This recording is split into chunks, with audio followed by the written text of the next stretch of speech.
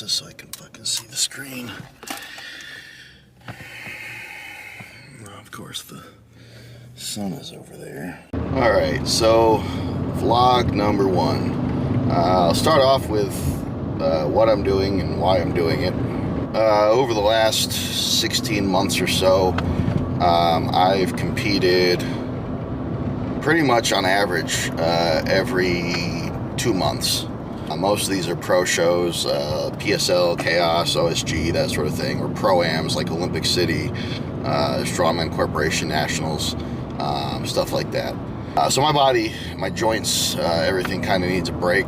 My wallet needs a break. You know, I had a strength coach, had a nutrition coach for a lot of that. I was doing a lot of traveling to compete. And now, objectively, I have a better physique than most strongman athletes. I'm not saying that to be like an arrogant douche. Like I said, it's objective, based on the criteria of bodybuilding and stuff like that. And it's a discussion that comes up from time to time with some of the people I compete with. And it was a big topic of conversation too at the Chaos Classic, as we were all in the sauna trying to make weight. So I've thought about, for a period of time, maybe trying out bodybuilding. And I don't want to finish strongman and be, you know, 45, 46 years old. You know, not old, but definitely past, you know, my prime, definitely past like the peak of what I'm doing with strength, and do a bodybuilding show then. And regardless of how it goes, be stuck wondering, what if I had done that earlier, when I was, you know, a lot more suited and a lot more capable for it. So that's what I'm doing. I'm going to spend the next 12 to 16 months, probably closer to 12 months, training bodybuilding, learning bodybuilding. And before I go back to strongman at a high level, like with OSG, PSL, Chaos, I'm going to step on stage and do a bodybuilding show. Maybe a couple of them. It seems like a lot of bodybuilders will shred down for a show, do their full prep, and then do a couple shows kind of close together to take advantage of the conditioning and stuff that they're in before they go back into an off season. So maybe I'll do a couple and maybe learn some things from the first one that I can apply to the second one, and maybe one of them will go well. I'm not really sure how that's going to go. I don't even know like what division I'd be competing in. For right now, I'm just learning the bodybuilding training styles, talking to people in bodybuilding, watching YouTube videos like Eric Janicki and some of those other guys. And I'm just learning what I can, I'm applying what I can, and just kind of figuring things out, and doing so on my own. Again, my wallet needs a break. So I will be working with a coach whenever I step on stage, and I'm not going to hire a coach right before I step on stage, but I'm not going to do it this far out, just because for now, I mean, mentally, spiritually, I could use a break from a lot of the grind. So I'd rather just do it at a more relaxed pace and just kind of enjoy the process, just enjoy learning, just enjoy being a newbie again. I mean, I've already dabbled with it a little bit, and it is kind of exciting to be doing things that I don't really know much about what I'm doing. So yeah, Worlds was 2 weeks ago. That was, you know, once Worlds was done, that's when I was kind of officially made the shift.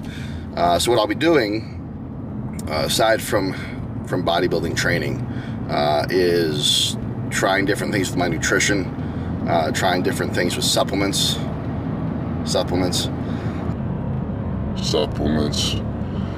and I'll still be doing strongman training. I'm planning right now to do heavy deadlifts once every other week. So not every week, but once every other week, I'm going to put some weight on the bar and I'm going to pull some deadlifts. Every week I will be doing pressing. So 1 week it'll be just for pure muscle strength. So like strict press, push press with a barbell, an axle, log, whatever. And then on the alternating week, it'll be more technique focused. So clean and jerks, probably using an axle. I will still be doing strongman event training, again, probably every other week. So I'll still be going up to Sacramento to Untamed Strength, doing sandbag carries, sandbag to shoulder, log press, probably not stuff like yoke. Yoke is very disruptive to training, especially done heavy, but I'll still be doing farmer carries. I'll still be doing, you know, a lot of the bread and butter strongman skills, because I'm not done with strongman. That's a question I've been getting a lot with this transition is, oh, so you're done with strongman? And no, I do plan to. I'll still be competing at local shows throughout the year.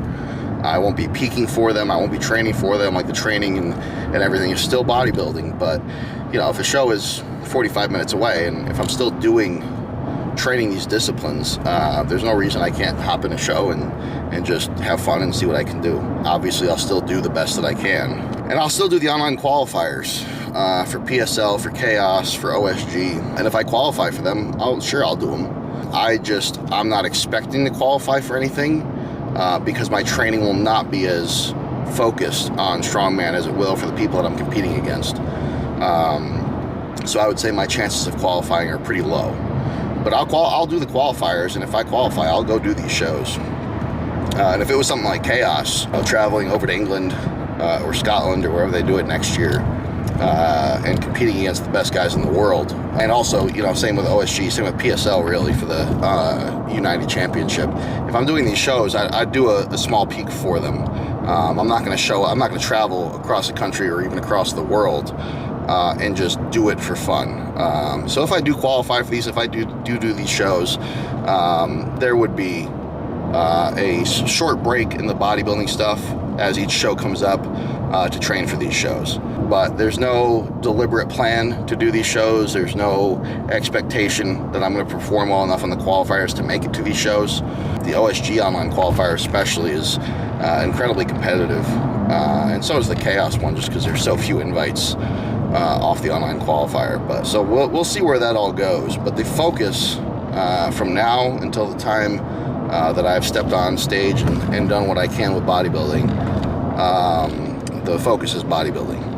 That'll be the primary, I don't want to say focus again, but I can't think of another word. That'll be the primary focus of everything that I'm doing for the next year to year and a half. Well, 12 to 16 months, not quite a year and a half. So yeah, what you'll find on this channel is going to be vlogs like this, probably once every other week, to kind of update on this adventure, what I'm learning, what's different, how I feel about it, that sort of thing. Just talking about this, you know, this journey going from pro strongman to being a complete novice in bodybuilding. It'll also be, you know, kind of like how to, because I am a strongman and powerlifting coach, and so maybe like I know I'm going to be doing a video on how to do rear delt flies. That's a movement that for whatever reason a lot of people don't know how to do correctly. They'll think they're doing it correctly. It'll look almost correct, but they won't be using their rear delts that much. And there's a video that I saw a long time ago that explained how to do it to properly engage the rear delts. That video has since disappeared. I cannot find it, but that's how I learned how to do it. That's where it finally clicked for me. So I'll go through a video on how to train your rear delts. I'll do a video, I know one of the chiefs from my boat in the Navy, he had asked that I do a video on like how to train forearms and wrists and grip. So I'll go through, there's actually, you know, multiple types of grip strength. So I'll go through that. Actually, that video will probably be posted before this one, so maybe that's not going to make a lot of sense in this context. But I'll do a video on how I do meal prep. I use a crock pot for almost everything.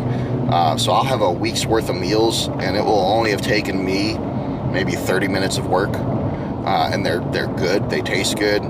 They have the right macronutrient balance that I need. They have the right micronutrient balance that I need, which micronutrients are something that a lot of strength people completely disregard or don't focus on enough, because it's not directly helping them gain or lose weight, and it's not directly helping them gain or lose strength.